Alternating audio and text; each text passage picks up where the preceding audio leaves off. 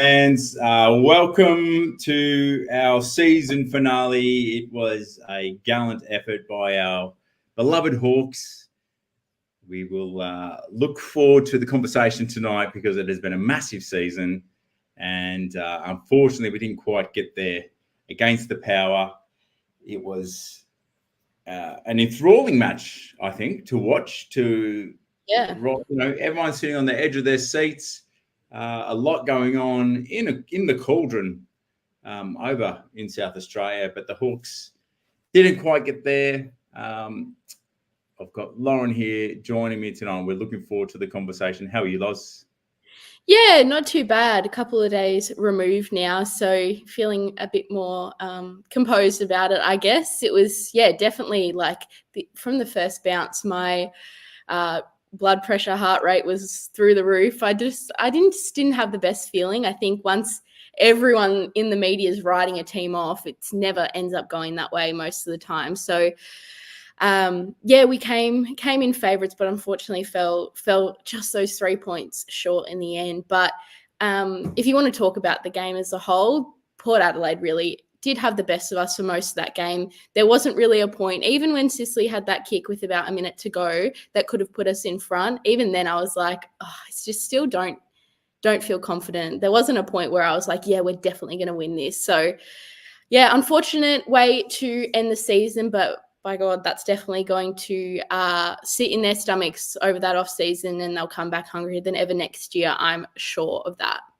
Absolutely. Finals footy is a different brand, but let's go to the fans. Let's just welcome our regulars. Tom, absolutely. A lot of us devastated, very proud. Connect with you. Oh, I like this, Sean. I don't know that Port's going to like playing the Hawks next year. We will see how that goes. But Nick, welcome. I don't know, bad luck. Maybe I feel like there was a few things in that game that just weren't going our way, which can be put down to, the pressure of Port Adelaide for sure. But like things like that Blake Hardwick kick that just ricocheted off a player's back straight to Darcy Van Jones, like things like that. We were on, weren't we? That was a fast break right there. Yeah, exactly. I think just a few little things like that, a few bouncing balls that just went straight into Port players' hands meant that, just unfortunately it wasn't our night. And a few posters, those 10 centimeters. Really rough, unfortunately. But in terms of bad luck, I can see a little bit of how that came into the game for sure. Yeah. Does hurt, Chris. And, mate, absolutely, Brooke. Welcome, mate. Proud. It sums it up, I think. It's Nigel's gone the early crow. He's called it. But isn't it great that the Hawks didn't just get into finals from the position that they were? They've played two. And for a young team, I don't know, I should have looked it up before we got on, where this is quoted from. But it has been said that a final is worth 25 games. And so if we've essentially got 50 games worth of experience into our boys, young boys, this is a very, very positive thing. So we will look forward to these sorts of things, and we will talk all about this over the off-season, Sean, with Battle and Barras having a long drive with my son today. He's like, how's it going to be, Dad, with Battle and Barras? Where do we fit them? Where do they go? And we just had a nice long drive in the sun this afternoon, bit of a conversation. So a lot to look forward to. But maybe, Danielle, we'll touch on this as we go. But I think it will be encouraged that he continues to be outspoken because, who knows? Who knows what that will look like as far as motivation to the team. I mean, we can quickly touch on that, I guess, because we do want to stay mostly on the game here tonight, because if you want to look at the media, they're not really chatting about the game too much, but we wanted to definitely chat about that here. But in terms of the Ginnivan thing, where were you sitting? Because I was firmly in the camp of, I don't like that. I liked everything else. I liked the, celebrations, everything that Ginnivan's done so far this year, going to the pub the night before, whatever, nothing. But as soon as you put pressure and bring attention to the whole team rather than yourself, which he did in that comment, saying, see you in 14 days. That wasn't just about him. That was about the entire side. And that just puts a bit more pressure onto us and the young kids, and, gives a bit more oomph to the opposition, which we definitely saw. So, yeah, wasn't the biggest fan of that. I know the club came out before the game and said, it was we're backing it and it's fine. I mean, they were never not going to say that. So, but I think definitely what Hinckley did after the game was a little bit too aggressive, and the AFL has clamped down on that. But also, I think we might have Chris join us. So I reckon we will have a little bit of a chat about this. But yeah, you've set that up beautifully, Lauren. So stay tuned. But go on. If you had another point there. Say, Chris was at the game, so he can give us a bit more of an insight. But with Hinckley, I think he could have had a word or two. Maybe leave that to the players to say something to Ginnivan. I think Ginnivan probably, he deserved to have something said to him, but don't think from the opposition coach. That was just a bit much. And he did get his right whack with that. And as a few of the comments said, it is brewing a nice little rivalry there. So we'll wait and see. But will Hinckley even be there next year when we play them? Who knows? So, a lot of chat for a guy. We will look at that because I think that's a factor. Yeah. So, who we got? Hunsey. Look, next year, some fans are having some different perspectives, brushing it off. Not brushing off in a bad way, just like perspective, I think. Looking at what this year says about the team and the development and the expectations around next year. So I think that's what over the offseason, a lot of us will come to that position and be super anticipating the season to come. Sean saying, never expected a granny. But geez, I started to entertain a Sean in a big way. You're one of our regulars, so I'm coming to you. I reckon if we got through this week, you would have been starting to salivate at a GF, Sean. Tell me if I'm wrong, but this is good by Ross here. The intensity was very good by Port. It was finals brand footy, wasn't it? Mm-hmm. I think I would love to see a stat on how many holding the ball calls there were against us. I would be shocked if there were many games that had more for a single team. Primarily Warple, he got caught at least 3 or 4, maybe even 5 times. I mean, obviously they brought that pressure and probably deserved to win in the end, because if you maintain that, they did for about 3.5 quarters, maybe in that last 10 minutes, they let it off a little bit, but you don't need to bring that pressure for the entire game to impact the other side, because even when they weren't 100% there with their tackles and things, we were still, the players felt like they were about to get tackled. So then they would, miss kick. Our efficiency was down for sure. They completely took away our uncontested ball, which the Doggies tried to do last week, and they couldn't. But Port were able to with that just monster pressure. Yeah. Look, they came to play, and in the cauldron, they should have. They had everything to play for after the last week. They should have been absolutely going harder than any team for the whole season with the backs against the wall. After they just really tail between the legs, they just lowered their colours. And that was an embarrassment to them the week prior. So I was expecting a ferocious game. And Beck, in her pre-game, even talked about the looking at which quarter the teams performed well in recent times. And I think she even touched on Port's first quarters were very strong. Hawks 2-3, good. So that was sort of the way the game did pan out. Maybe a few nerves at the start. Brooke, absolutely positive learning. We're going to chalk that up absolutely through the season. Into next season, we're going to benefit from that. I'll just rip through a few comments here. Anth, we're with you. Brett, welcome from the UK, my friend. Well done. Love it. This is phenomenal, isn't it, Jeff? 0-5. to playing finals and winning a finals match. Who called it? Look, a few punters actually collected nicely. Not that we're saying go there, but many did do all right out of that. So well done for you, true and believing Hawks fans. A lot of Hinkley comments. We will get to it. Keep the thoughts and the questions coming. Your thoughts are phenomenal here. There's a lot happening. Hold on, here we go. Invaluable experience. Yeah, that's a massive. Yeah, go on. Yeah, no, I was just talking about the experience. It's a massive aspect of it. I think getting the so-called, it's been 9 years of not winning a final despite getting there a couple more times after 15. So to get that, somewhat of a monkey off the back of not winning a finals is massive. We saw, the Wizard, one of them, I'm sure we'll get to him, how his finals 2 weeks went just absolutely amazing, stood up when we needed it. So, some of those kids getting that experience is absolutely massive and will just bolster us for next year, which was always the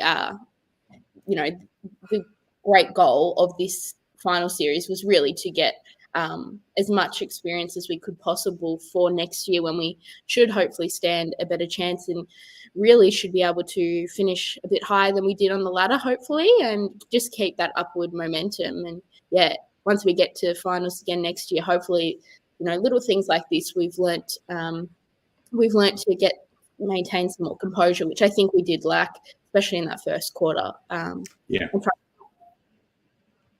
It's really interesting for a team to reflect on, I think, the intensity that finals brings, because nothing can really prepare you for it. And how the psychology across the team, to click from the first time when that siren blows, that you're switched on from the first bounce. It's one thing to do it in the season proper. It's one thing to do it in the finals. So it will be phenomenal to see where we end up. Luke, I'm interested, even though I don't know what this is all about, because it's maybe I can come on as a commentator in the free agency period. But apart from that, were you there, Luke? Tell us. You are a nutter Hawthorn fan as well, but did Tom's comment here? Is it a big factor, fans? What are your thoughts? Frosty in? Yeah.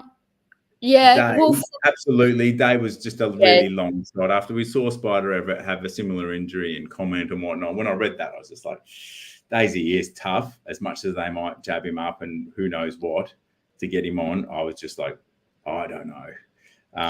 He would have made a good difference day, but I couldn't see him getting up.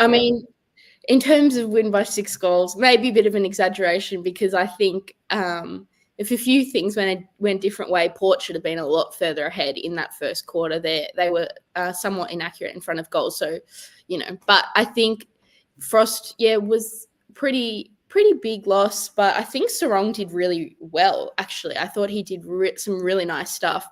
But Daisy definitely was a big one. And it's really sad for poor Daisy that he's yet to play in a final when most of the people at the club now have.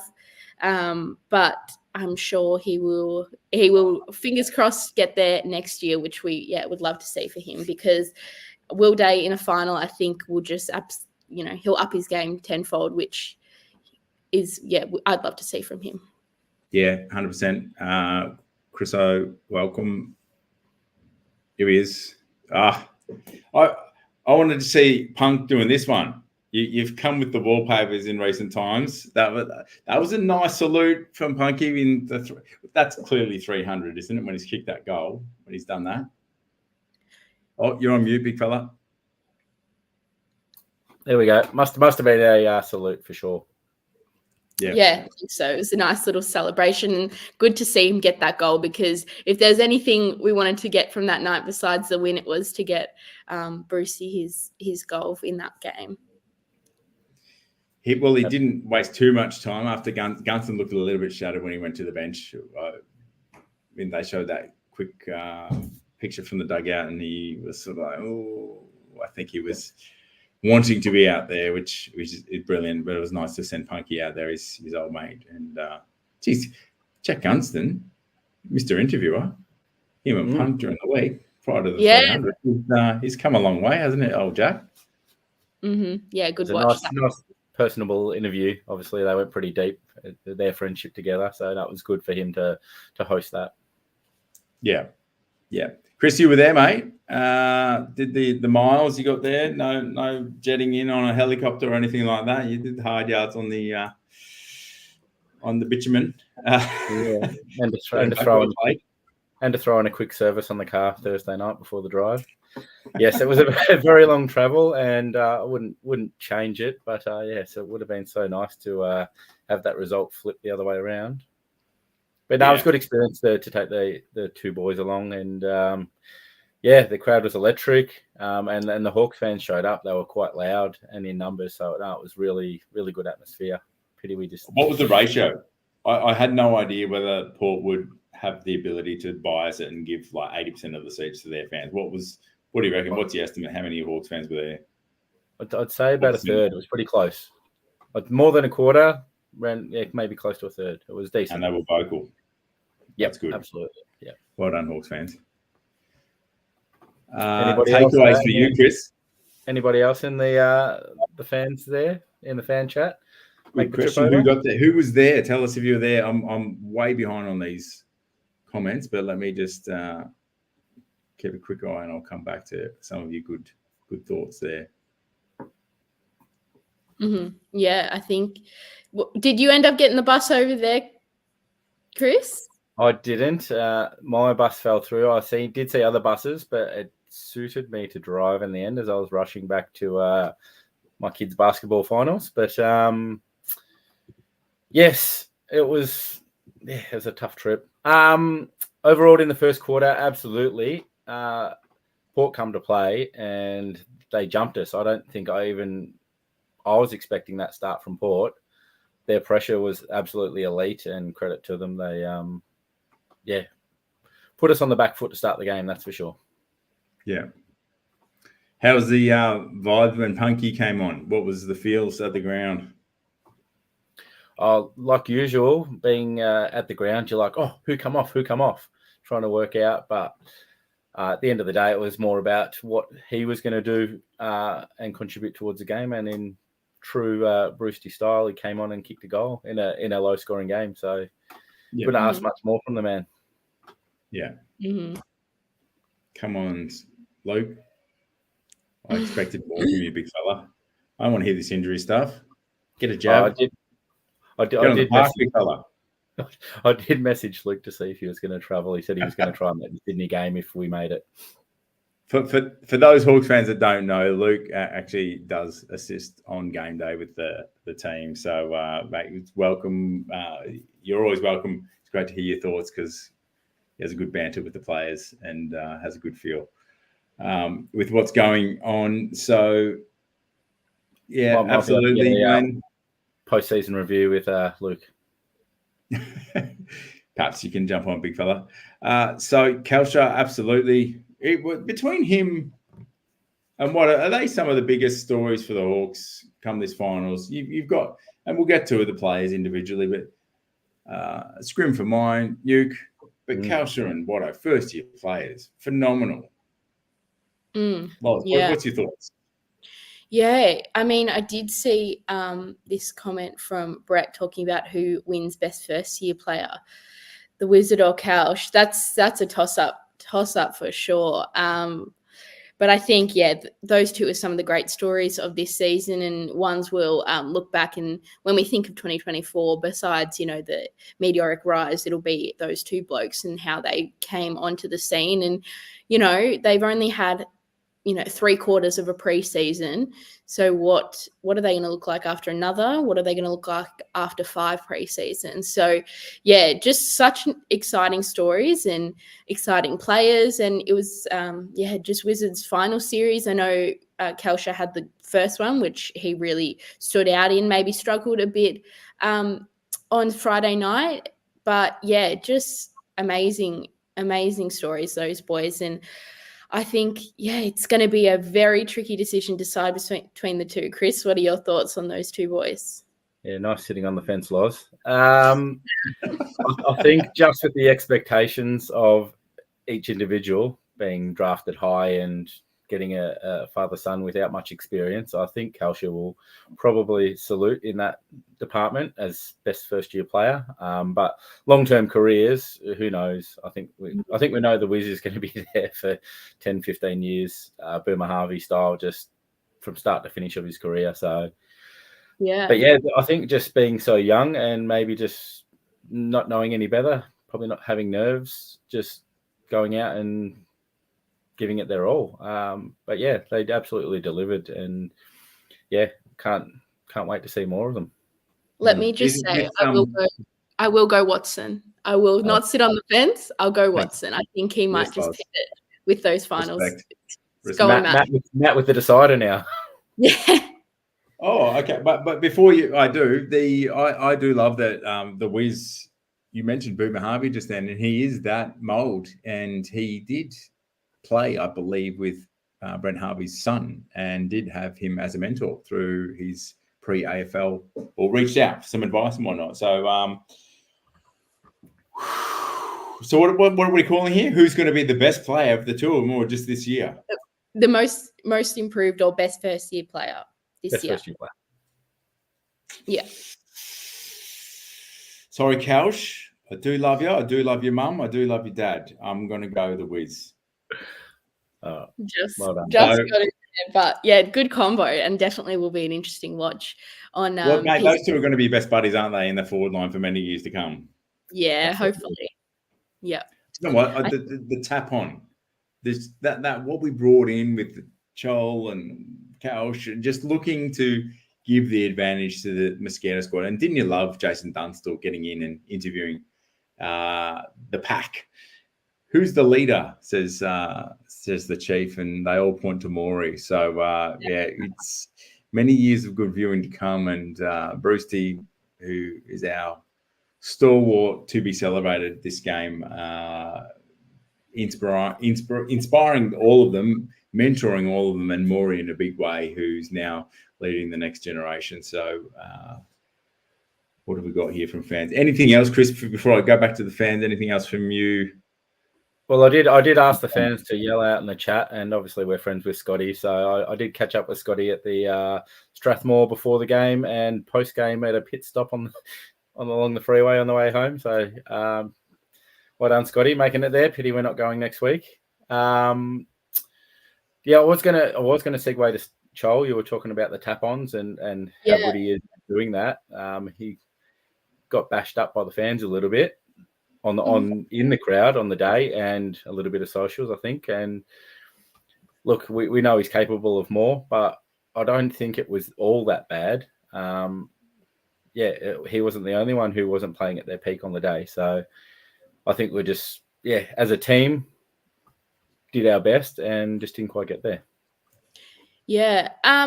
I can go and have a quick chat about what I've thought of Chol. I think he's been very important in the home and away season for sure. I think the main issue is that it's kind of came out in that game that, we probably can't play him as that number one tall. He's not necessarily cut out for it. I don't think and in terms of the fans, I can see where the criticism comes from, because over the two finals, we didn't see much from him.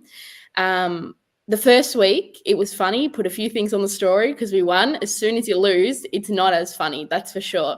And poor Charlie's been on the end of that. So, but just unfortunately couldn't put up a contest. I think, in my opinion, Brandon Zerk-Thatcher is an average backman, and he absolutely tore us apart.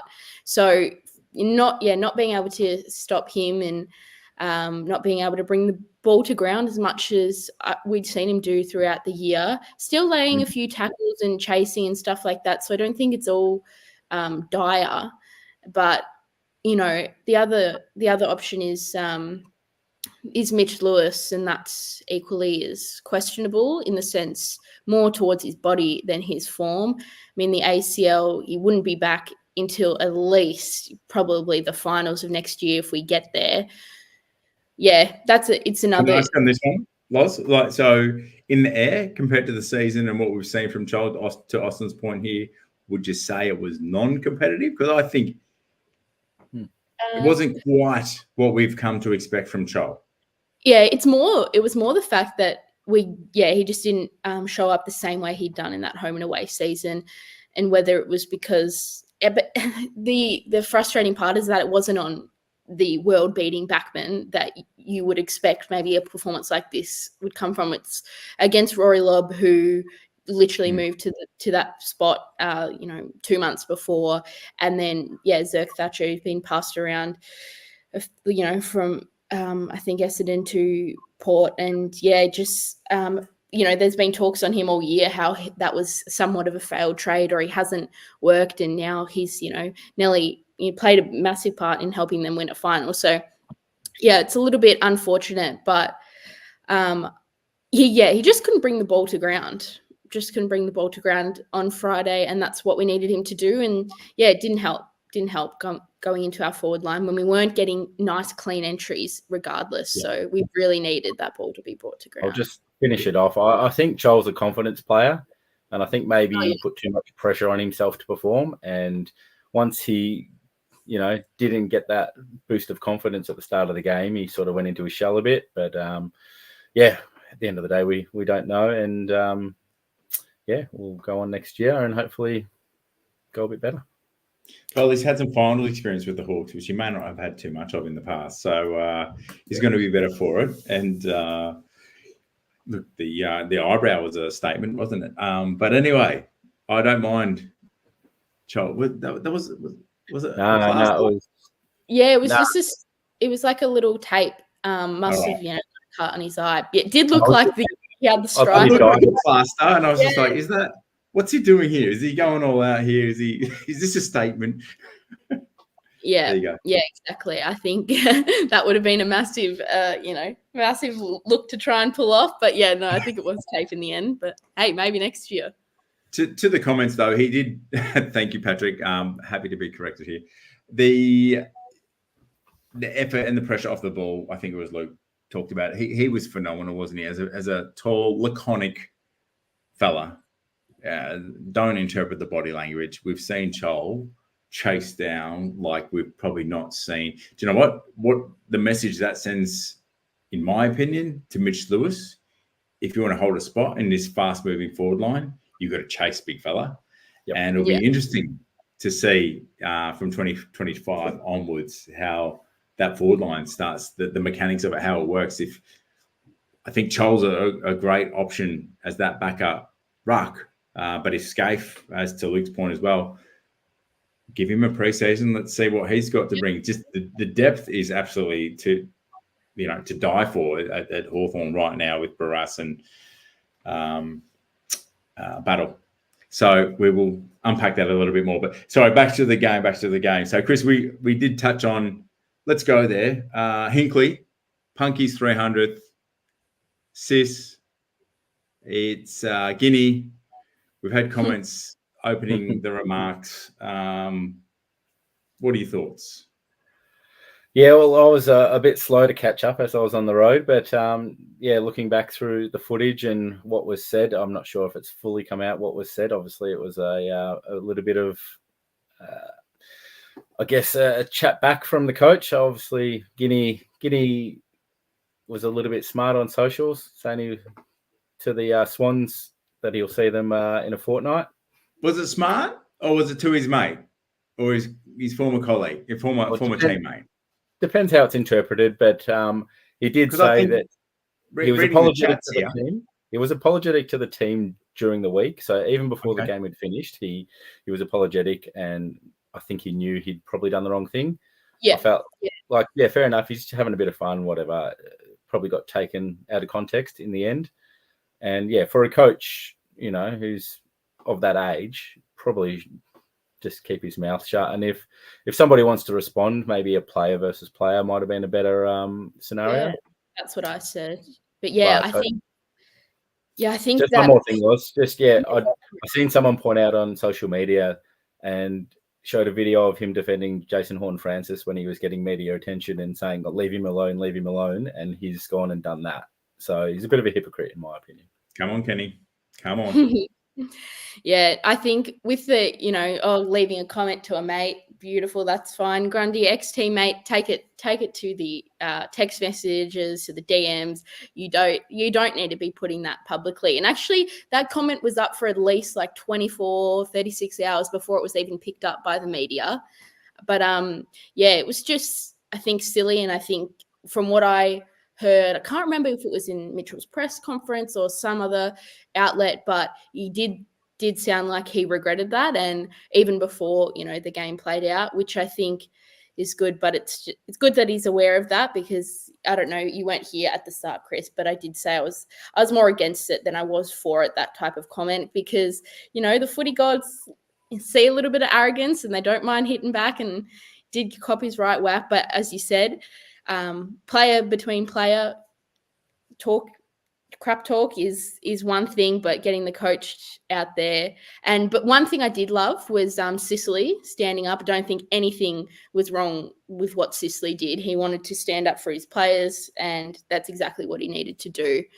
Can I chime in there? Because you saw Sicily after he's hit the post, he was very happy to, I think, take that shot, backed himself in.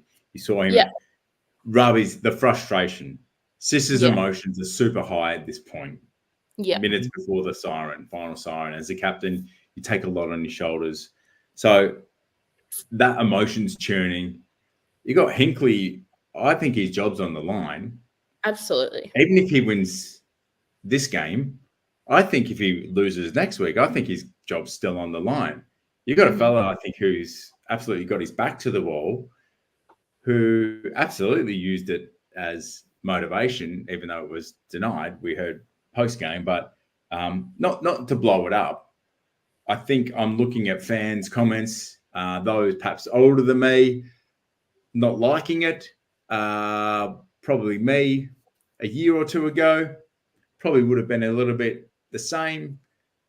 Right now, I can see the banter in it with Guinea.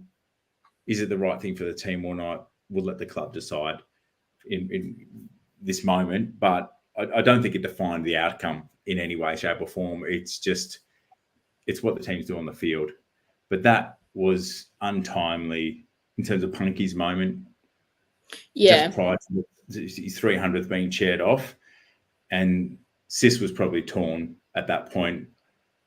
I'm about to chair off Punky, but I've just had one of my team had a crack at. And so in the height of those emotions, I don't know that we gained a whole lot from it either side. Probably wasn't the best look, but I don't know if Guinea will be doing a whole lot more of that in the future. It will be interesting to see, because I think the brand is let these players be who they are. So I'm curious. I'm intrigued to see how we respond moving forward. But I also felt that, like Con said, Hinkley's apology, it just wasn't genuine. I think his club and media team have said, look, you've done the wrong thing. You have to apologise immediately. But I think he would have just gone home and would have been laughing about it. Yeah. He's got to move on quickly. I think given his time back, he probably wouldn't have done it. Fine with the jib, have a crack back, but pick the moment is my opinion. But anyway, we're all going to have lots of opinions on it. The game was decided already at that point, but I'd rather focus on what our team did and how close we got, because, geez, we had our chances. There was so many it looked like there was so many, it must have been wet. Chris, did it look wet? Was there dew on the ground? Because it looked, our players were fumbling at times when they would not normally have fumbled. A typical night game, where I think it got down to about 10, 11, 12 degrees. So I think it might have been one thing I hadn't seen before. Quarter time, all the breaks, they had their curators out there with pitchforks pitching the ground, the turf. So they're trying to get the dew, the moisture back. I don't know if maybe the ground was soft and maybe causing dints when players were going down. I don't know, but it's just something I'd never seen before at any football ground. So I thought that was interesting. Yeah, okay. Interesting. Let's talk about some of the players because we've had some phenomenal efforts. Let's go to the Talking Hawks own, much loved, sponsored by Talking Hawks, and thanks to those of you that have joined us. Jai Newcomb, 2 cracking games. The big fella has absolutely not just put his hand up, he has led with his chin. He's going at 100 miles an hour in this final series. And for a young player, what were your thoughts on him, Loz? Yeah, he really lifted to the occasion. Another one like Watson that invited the pressure that came with playing finals. And even the few weeks before, we did have lesser opponents in terms of Richmond and North and stuff, but just was still massive there. But yeah, in this game specifically was massive. He's been stood up really nicely when Day's been out of there and just needs to keep this up for next year. But the one thing I had an issue with was just before halftime, 20 seconds on the clock, there's a kick out. Why in the world are we trying to score from a kick out with 20 seconds to go? When the margin was literally only a couple of points, and we turn it over. Nuke tries to bite off a kick into the middle of the ground, turnover, and they kick a goal, which was highly frustrating. And to Willie Rioli, who was one of the players that really thrives off things like that and getting himself into the game. So yeah, just one of those so frustrating things that when you realize the margin's only 3 points by the end of the game, you go, what was going on there? A bit like I wonder if he got a bit of a spray, a bit like Scrimshaw did many moons ago in that Sydney game at the MCG, because yeah, silly little things like that. But in terms of Jai, that was one of his only mistakes that game. So I think, in terms of overall, he was super, super strong and our best midfielder, by quite a bit. So you're telling us it wasn't Sicily's shot on goal that cost us the game, it was Jai kicking to the corridor? No. I mean, I think, even with Sicily's kick, like I said before, even if that goes through, it goes back to the midfield where they had been on top for most of the day. What happens then? I mean, it's not. Yeah. I feel bad. I feel worse for Sicily than I do feel for me as a fan or the rest of the fans in that we didn't get the win, because I know that those type of things really stick with him, and you could tell how much that affected him. But I mean, at some point tonight, we're going to have that Sicily forward conversation, which is one of my gripes as a Hawthorn fan, but we can get to that soon. But yeah, I don't know. I just didn't like it. That last 20 seconds, like, what are you doing? Just hold it together. We were only a couple points down. We didn't need to try and score. But hey, those things can just fall out of your mind in a final like that. Yeah, everyone's just the last few minutes. Sorry. You probably don't see it on watching on the TV. Hawks had a +1 sign up on the boundary. So I don't know what that means to the team, whether that's +1 in defence, send +1, send someone forward, +1 to go on the ball. But anyway, I just found it interesting that they had some sort of game plan in place, but what it meant, I'm not quite sure. Was that at that second half? Second half, end of the game, not the first half, the end of the game, +1. Yeah, it's interesting. It probably would be around the ball, or maybe I think Port did throw someone behind the ball in that last, so someone to match up with them, so they couldn't take a mark, which I think someone floated down and did take one in the end for Port. So, but yeah, I'm assuming lots of comments here about Sarong. I think he fitted right in very well, played a really good role. I don't think he really shirked the contest. He was just for the size of him and the role the assignment he had, not knowing what he was asked to do, but within the 4 walls, he fit right in at the level and first final. Well done, Jai. To step up last minute, and I guess all week he probably would have been wondering whether it was him or Ethan Phillips, but can't complain about his game. He played his role, probably ended up with about 10 touches or something. I was really happy. Really, he may not have probably been as aggressive as he might have been at VFL level, where he might sort of create offense off the back line. I don't think that's his role, is it, in this team with Sicily and Scrimshaw, Weddle, it's not his role in this team in that defensive That's six. definitely a big tick for his finals appearance for sure. Yeah. I'm going to just keep it moving here. We had Scotty commenting, Harry Morrison. I thought he was very good as well. Harry's footy IQ, tenacity. He's a footballer. He's got good footy IQ. I know North sniffing around Harry's contracts ending this season. I hope we can keep Harry in the mix. But how do you say HMO, Loz? Yeah, I love Harry. I have ever since he started. I know he's been on the fringes for the last couple of years, but yeah, I thought he did decently well. Maybe I didn't watch him enough to. I wasn't focused on him enough. And shockingly, I haven't watched the replay. But yeah, I thought he was, didn't majorly stand out, but thought he did what he needed to do. The only thing is, maybe Chris, you can talk to this. Was he the one on Jace Burgoyne? Because I know he plays on the wing and he dominated. So if he had that defensive role on Burgoyne, or they just matched up with each other on that wing, I mean, if that was the matchup, then Burgoyne definitely got the better of him. So I would have been that wing because Massimo was definitely matched up against a different opponent. I can't think of his name. I'd have to look up his jumper number. But yeah, like you said, probably offensively or even defensively against Port as a whole, he was fantastic because obviously you're not always on your direct opposition. But yeah, Burgoyne did get off the leash probably more than he has all year. It was probably his best game for the year that I've definitely seen, Burgoyne. But I also agree that Harry Morrison's game was outstanding, where every other player, not that they weren't trying, but his 1%ers, the efforts, the extra fingertips on some others, or just, his effort was outstanding. I think he finish with second or third most disposals or something. He was up there. I believe so. And I think second for us. Yeah. So yeah, I thought he played outstanding.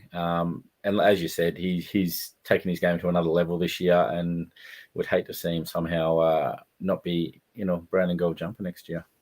And another one that really stood up, who was a role player, probably like Harry Finn. I thought he really put his hand up. He's kicked a goal late, different times through the season. He's busting the gut at VFL, gets the nod, and I think he's really acquitted himself very well through the final series. Mm-hmm. Yeah, I'll jump in. Yeah, he made a few blunders, unfortunately, but overall his finals performances were above par, I think. Yeah, like I said, he's hit the scoreboard, I think, in both games, which was impressive. So, yeah, he played well. Again, it's a matter of, where's his ceiling? How much better can he get? But he was serviceable. Yeah, he's ended up our third highest disposal getter in a finals game, and potentially the position he was in. You probably allowed him to get a little bit more of that, but I thought he did very well for probably the role that he was given on the day. Again, another, I believe his contract. Yep. I think he might be up this year, so we'll see. Yeah. I mean, in terms of me for Finn McGuinness, I haven't been his biggest fan. I thought he played really nicely last week against the Doggies. I thought the difference on Friday, the difference between his good and his bad were light years apart. Some of the mistakes he made were just mistakes you shouldn't be making at that level, like just nearly freezing in positions and getting caught or not knowing what to do. But some of the stuff he did, like the goal you said, was a great goal, like under pressure, time of the game, like you needed him to slot that, and he did. And a few times where he was kind of that last man in defense and took a few nice grabs there as well. But yeah, just it felt a bit uneasy with ball in hand for him, as sometimes I have done for a while with Finn McGuinness, because he was doing a bit more kicking than he normally does, which didn't turn out to be the best in some scenarios. But yeah, it's really hard with McGuinness, because he's either doing something really great and you go, you can really see his ceiling and where he can come from, and then other times you're like, is he up to the level? Can he be an AFL player, or is he always going to be a really good VFL player? And it's hard to tell, but good moments, average moments, terrible moments for Finn Mag on Friday night. And I think if we win that game, it's a lot easier to go, yeah, tick, that's fine. He had a good one. He kicked that goal, massively important for us. But yeah, sometimes when your team loses, does put a bit of a harsher light onto some of those fringe players who may have struggled at points or things like that. To his defence, there wasn't much to kick you up the ground. Like Port's, the way they structured, or I don't know, the whole pressure, we lost our structure. And so it wasn't only him. A lot of times we'd look up and have nothing to kick to. So to his defence, it may not have always been a typical a crossball moment for Finn. Yeah. The guys that would normally have a lot of the ball in their hands and do that delivery, they probably found themselves really well held. And that did mean probably Finn and others may have had the ball in their hands at different times, perhaps a little bit more on average than they would. Scotty's seen that through those boys in the midfield there. Also, I've seen different views on Warps. I thought he was having a red hot crack. Yes, yeah. Trying to take the game on, perhaps got tackled, trying to take it a little bit too much on sometimes, but he was really trying to influence in a game that was really highly contested. I love seeing a strong body like Warps in there, Nuke in there, trying to have a crack. They're not going to die wondering, those two. So Nashi looked tired for me in the fourth. No criticism there. He's clearly put in a massive year, but there was times where normally he goes and he'll push, and he's a fella just mentally. I think he's so strong that he can just will himself and his body. He's getting crunched. He's crunching other players. He just, maybe it was the roles he was given on the day. He looked really tired in that fourth quarter. There was a lot of players that looked tired. Finn actually did look good in the fourth. It's interesting in a game that's really super highly contested. I'd be fascinated to hear from the strength and conditioning and the review of that game.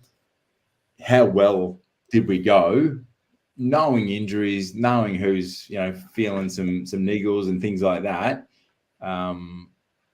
But yeah, there was times where Nashi was just not too far off a contest. I'm like, go, and he just was just jogging along and like trying, but he didn't have it in the tank. Yeah, I think that midfield as a whole, but really tried for most of that game. I think especially Warple.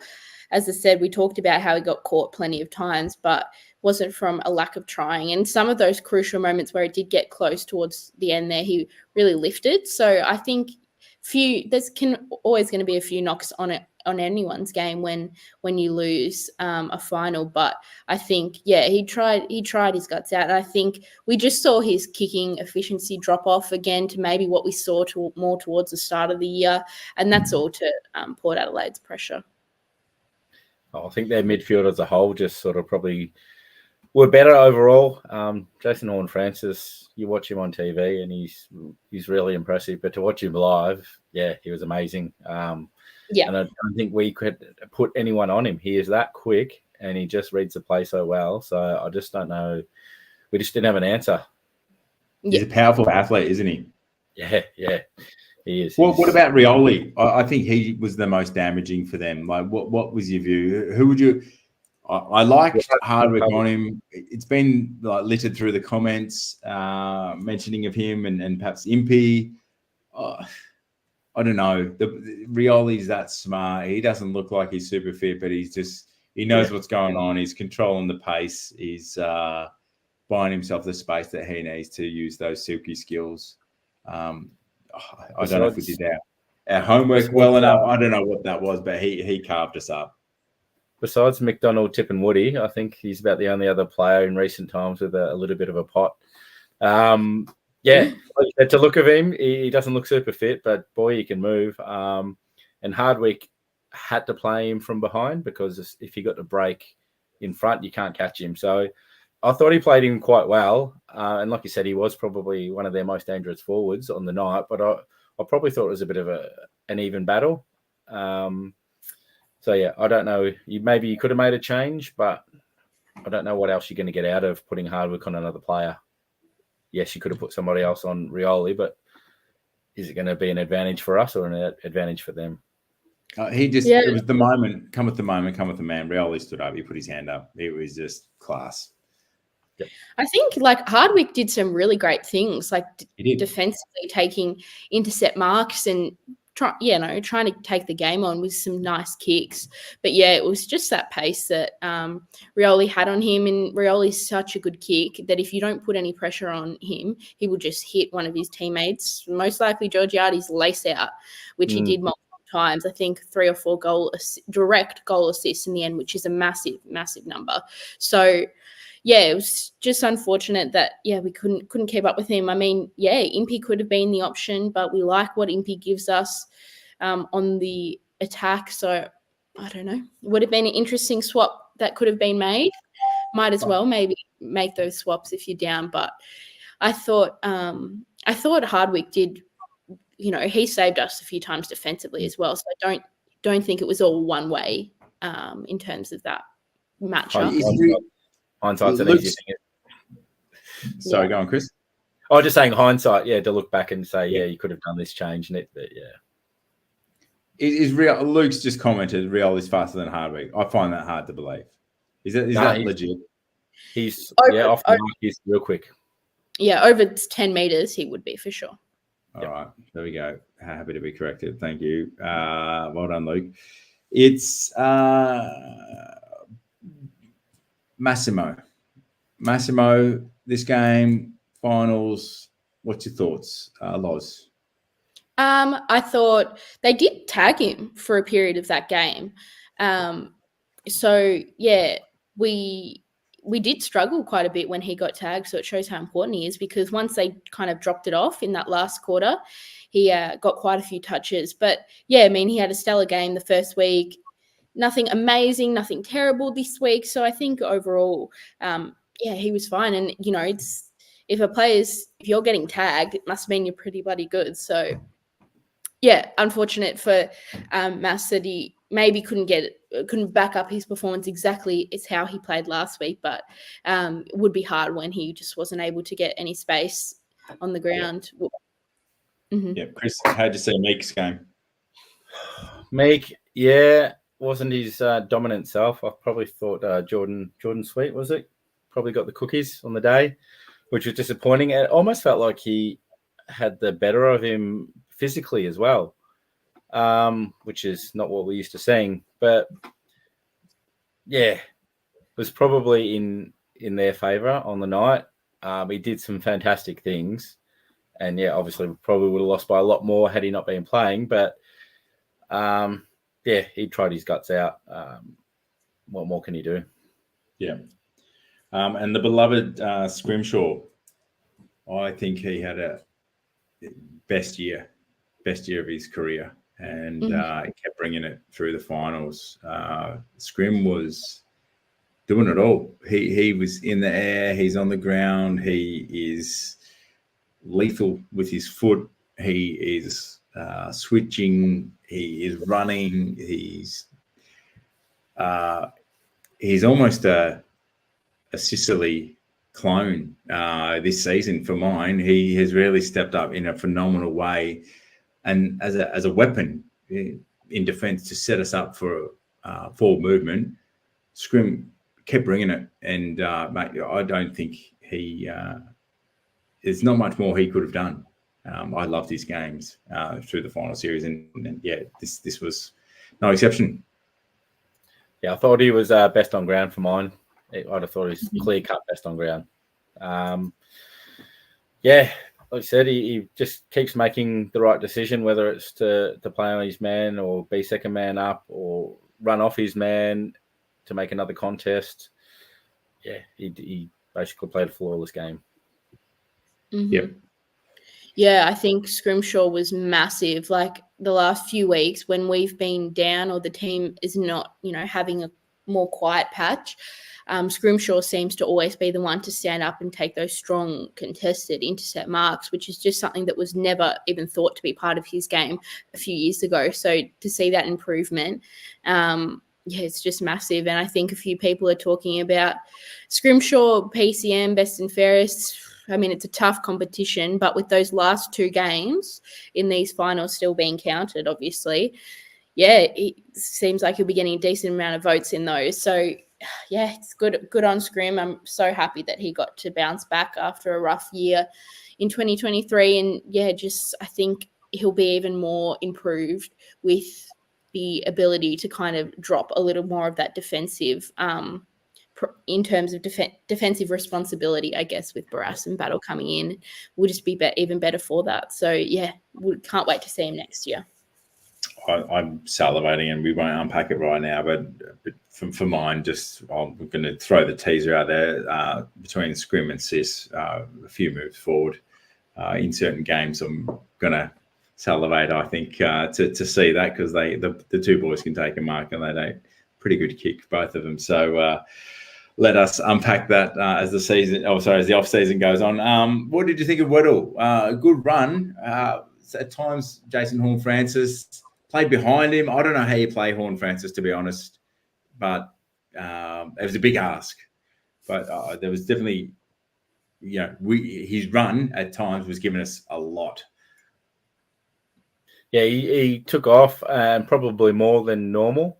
It was probably a directive given to him, I'm guessing, or maybe just he felt he needed to do it to try and break the game open, and he broke it open. He just didn't finish in the clinches. Yeah. And again, it was just due to not having options to kick to, and he probably just needed to do something rather than, I think he says in his own mind he doesn't know what he's going to do when he takes off, and he just probably just got to that point of, what do I do now? And too late. I thought his game overall was pretty good. He defended well. So if he'd pulled off some of those attacking moves, it could have been the difference. Yeah, I think the main one that just sticks in my head is when he was running down that wing, took off and was nearly running into our forward line and just didn't decide quick enough what he wanted to do and got caught, and things like that he will definitely learn from. That's not going to be in his game forever, that's for sure.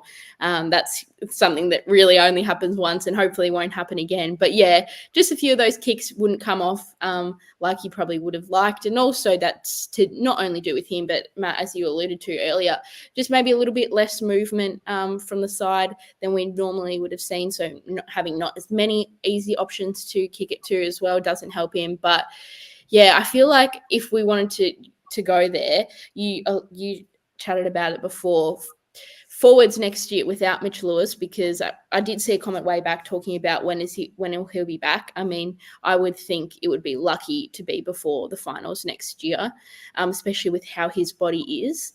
But Sicily forward, let's start with him, because that's the big one I've seen all over social media. Now, let me have the floor for a second, because I'm not necessarily firmly in the camp, but I'm pretty rock solid that I don't want to see him full game forward next year, because I think if we get Battle and Barrass in, which we hopefully should, he's nearly a lock All-Australian, because he barely has any defensive responsibilities down there. Will be able to run his own game, will be able to lead, be a captain even better in terms of picking out where to go instead of having to worry about their second or their third tall. And in terms of when we're throwing him forward, the reason why it has worked a couple of times this year, and the same reason why it has worked with Hardwick a few times and Weddle a few times, is that it is unexpected. We don't start him down there. We throw him down there when we need it. And if it's expected, there's the opposition are going to put their second or first best defender on him, and it's going to be a lot trickier for him. We saw that a few times with Hardwick this year, where he did start forward and it was expected from the opposition and he couldn't get a touch and they moved him back. So I like moving him forward at points of a game. I do like that, but I cannot see him going down there. We had this conversation all the way at the start of this year as well. But just for me, I'm not loving Lockett, Sicily forward the rest of the next year without Lewis. I'm not in there. Where I am in there is Weddle having a lot more time forward. But hey, I'd love to hear Chris and Matt, your opinions on let's start with Chris. What do you think? You a Sicily forward man for next year? Well, it's the whole backline dynamics, and I think Frosty's a lock. Really, I don't think you can kick him out for the two coming in. I'd be more inclined to put Battle forward, to be honest. But yeah, it also depends on the other position. So, yeah, Battle forward for mine, and Sicily to stay back, making that forward switch when required. I've been calling Sicily forward for the last couple of years on Talking Hawks, and perhaps been berated a little bit for it. I'm a big fan of the move. He came in as a forward, couldn't quite cut it with who he's up against, and I think there's a superstar forward on the inside in that ticker of his, and I like your concept of for moments of game or portions of games.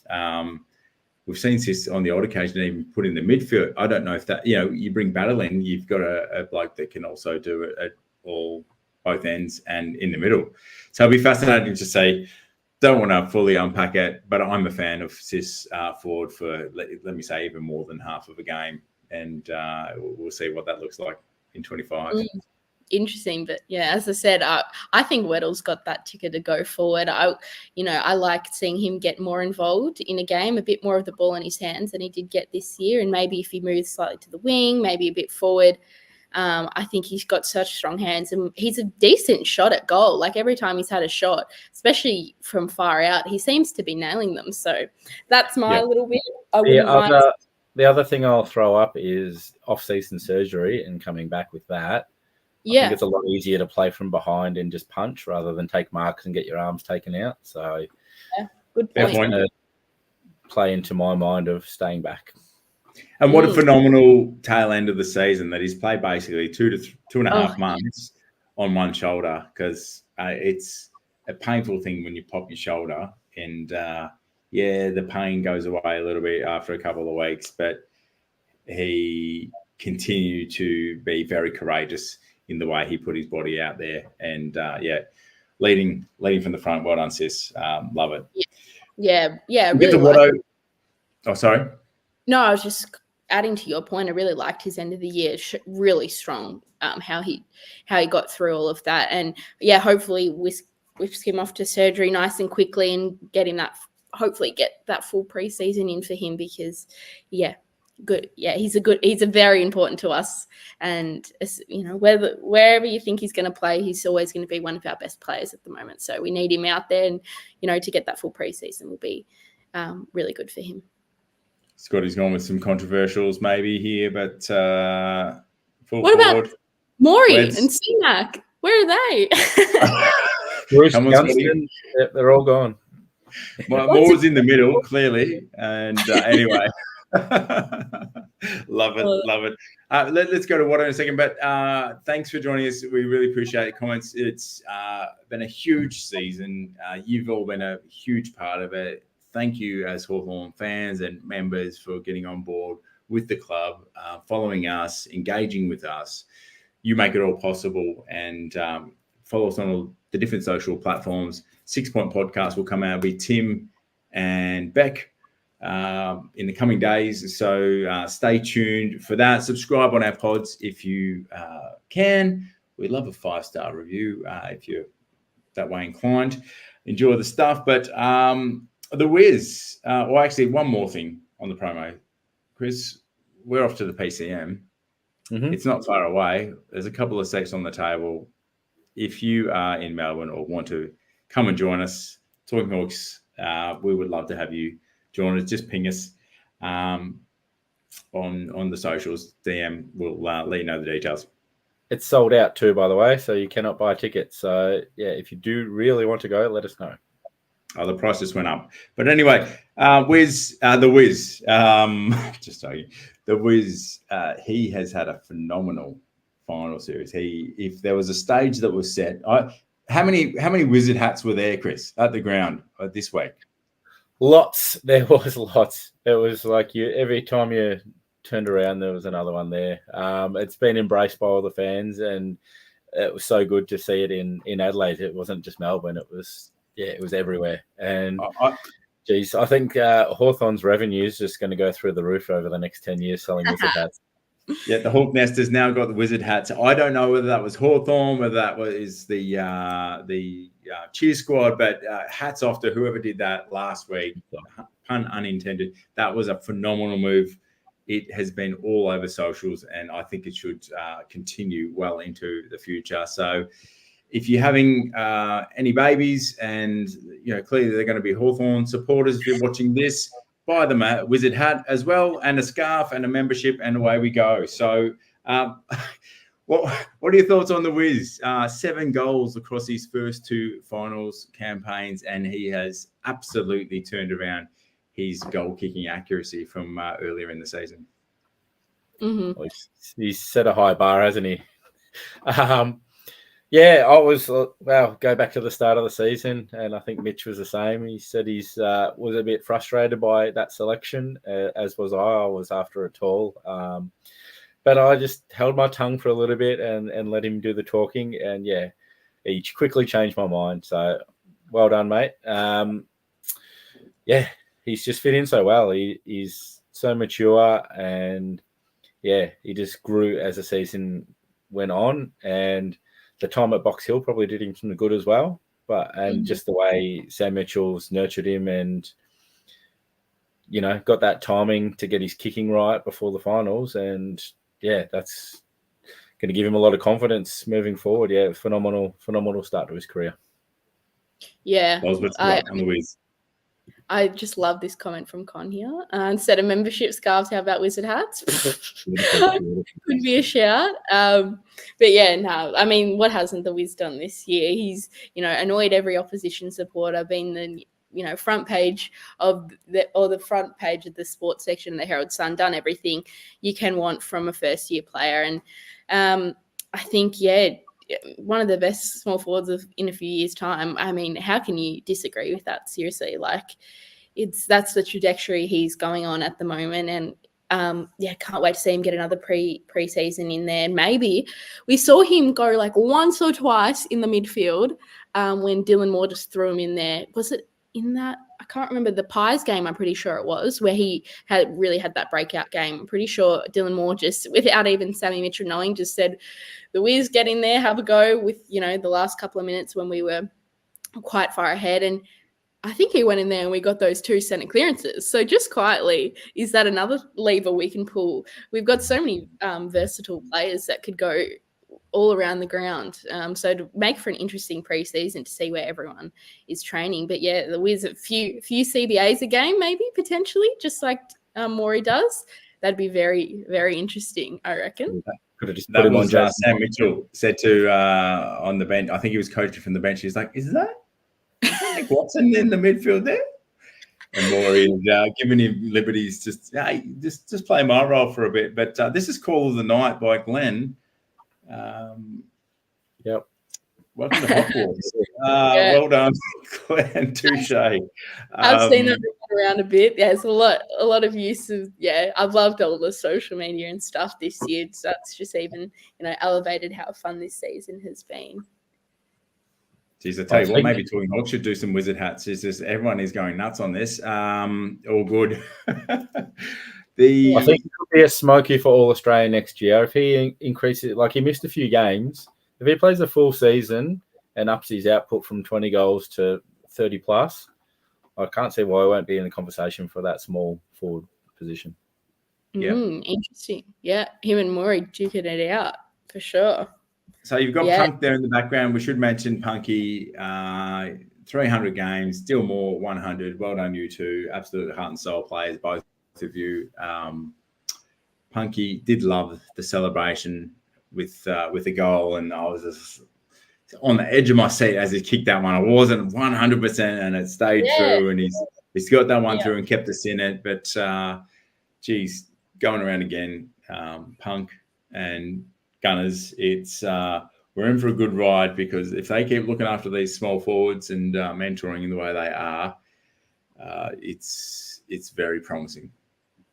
Yeah, I think the fact that he could be our, Hawthorn's third most games player, like he only needs 7 or 8 more, and he'll go. Yeah, he'll go to third on our all-times games list, which is just unbelievable. Like, so awesome. I know he's had a few as a sub, but hey, they still count. And when he is a sub, he seems to come on and be the super sub and kick a couple. So, yeah, just really exciting for Brucey. And I wonder what next year looks like for him. I know Gunston has said, hey, I don't mind playing at Box Hill as long as I'm there when you need there. And I want to keep coaching and mentoring these kids, assuming especially Kelsha there as well. But yeah, Brucey, I know he's taken up that role in mentoring that those group of young forwards as well. So I wonder, how much we'll see him next year. Hopefully a bit. I know he's been impacted a bit by that groin injury, which is why maybe he's been sub more than he would have liked. Hasn't had that ability to fully run out games for the majority end of the year. But yeah, I wonder, it'll be interesting to see how much he gets games next year. But yeah, hopefully we can get him to that third games of all time at Hawthorn. What a massive achievement that is. Yeah, it'd be amazing. The only rookie drafted player to make 300 games. So Brucey, you are an absolute champion. Love what you're doing. And yes, absolutely, Luke. It was great. I think it was said on the broadcast, it was 20-something premiership players there, Hawthorn players, that were premiership teammates with Punk that were there to cheer them on. So it's great signs, great ties. I think we will shortly wrap this up. So throw in your final thoughts and comments from this game. We will continue the Hawthorn content over we've got some draft and some trade to look forward to. The AFLW continues. We will keep an eye on the girls. But questions here around Dingley and whatnot. So we'll see what we can do there to get you some ideas on what's going on there. I know the members did receive an update recently, but things are progressing there as far as he's being understood. It's above the ground now, which is exciting. What have we got here? I think, passing comments here. Look,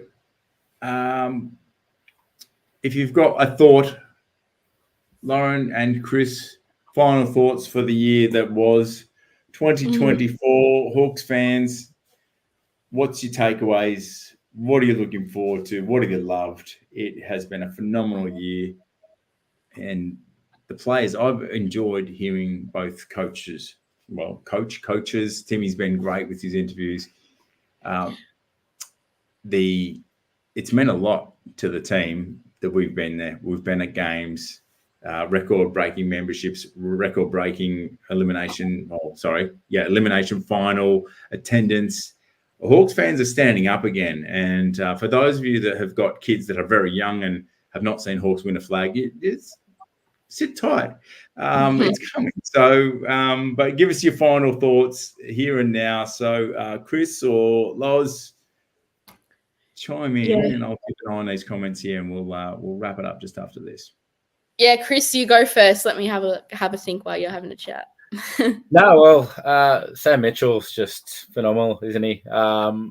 He's just brought his mind into the club and just galvanized the players. And you can see that as a group, how close they are and the bonds they've built, which is the makings of a footy team. You can't just have individuals that are good players and put them together. It just doesn't work like that. So I think that's the big takeaway, that he's been able to get the players all on the same page, introduced this new game plan, which is working, and had prior to Port Adelaide, nobody had been able to stop us. So yeah, it far exceeded our expectations, I think. I don't know if anybody else expected us to do any better than what we did this year, but absolutely proud of what they did as a team, and can't wait to see what they do next year.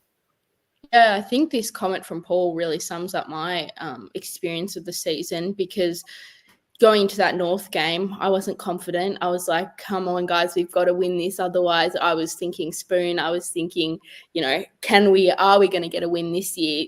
Things like that. And then, to turn it around shows the resilience of this group, and to see the scenes in the change rooms after the game where they were all just huddled around each other, looking pretty devastated, as you would expect. But I think what Mitchell said, if you haven't seen his press conference, it's a really good one, talking about he seems as frustrated and upset and hopeful and proud as we are at the moment. So he really summed up some of my words for sure. But in talking about that, it's definitely been a hell of a ride. And I think I said at the end of last week's stream, you just got to enjoy it while it's happening, because it could be over at any point. And unfortunately it is over for now, and it'll be a long wait. But once we get this season a little bit into the rearview mirror and we get into that start of that preseason, that excitement and that expectation and the, all of those words that come for season 2025 will, grow through the Hawks supporters as it has done all year. And hopefully, let's back it up. Let's back it up next year and just keep improving on where we're on. And I think a lot of Hawks supporters have pointed out this has a little 2007 vibe to it. And we all know what happened in 2008. So, let's just all get around the club. And I think we should hopefully now we should all, look back on how enjoyable this season was. And yes, it was a tough finish, but overall, what a win it was. And hopefully we don't see Geelong or Port Adelaide get this premiership. So let's back in, whoever you want. But knowing me, I don't, can still enjoy footy for the rest of the year. But let's not see Geelong get it, please. Thank you very much. That's my one last wish for this season. To turn around our list so quickly and with minimal draft picks and so quickly become a destination club. Awesome job. Matty, what do you got for us? Phenomenal. It's his comments are flooding in. It is brilliant to see what our club has done, our beloved club. And I am just stoked with where we're at and the position we're in. Dingley's super significant for the club. I'm very passionate as a Hawthorn member, supporter, to see the club go from strength to strength. A good shout out there, Tom. We're in a great leadership off field as well as on field, but what we're setting up potentially, not just with the list where it's at, the AFLW team is really, pumped up, taking on the energy, the vibe of the men's team. Webster's, Daniel Webster, the coach there, looks like, yes, there was a loss today, but the girls are absolutely bringing in. I'm very excited for what the men's team's going to do next year. And I think as a club, we're going to be the greatest sporting club in Australia of all sports in the coming decade. Just with Dingley getting that established, happy to see my kids, maybe my grandkids, going along to Dingley and watching future generations. But right now we're at the precipice again of another bona fides period of success. And it is phenomenal to watch. And it's great it's in the hands of Sam, a former premiership player and a son of the club who did it the hard way, going through Box Hill, not getting the nod through the draft system. I think the players have got, the staff they've got at the moment, they've got an incredibly bright future, and you're all a part of it. So wherever you are in the world, wherever you are in Australia, thank you for joining us. We really appreciate you, and look forward to talking more Hawthorn over the coming weeks, the off season, and going into 2025. You are phenomenal. There we go. We'll put in some scope for change. The Hogwarts station. Yeah. Maybe a bit of magic there to make that one happen, but we'll talk to the Wiz. We'll see what we can organise there. But Loz, you're sensational. Thank you for being a star this season, Chris. I always doing it with the backdrops. You're showing me up every week. I've got Hodgie. I'm happy that there's 4 cups there, but you're bringing the team vibe every week. But to you fans, thank you very much. And to one and all, keep staying on the bandwagon. sign up for next year, and we will see you all very, very soon. Take care. Go Hawks. Go Hawks.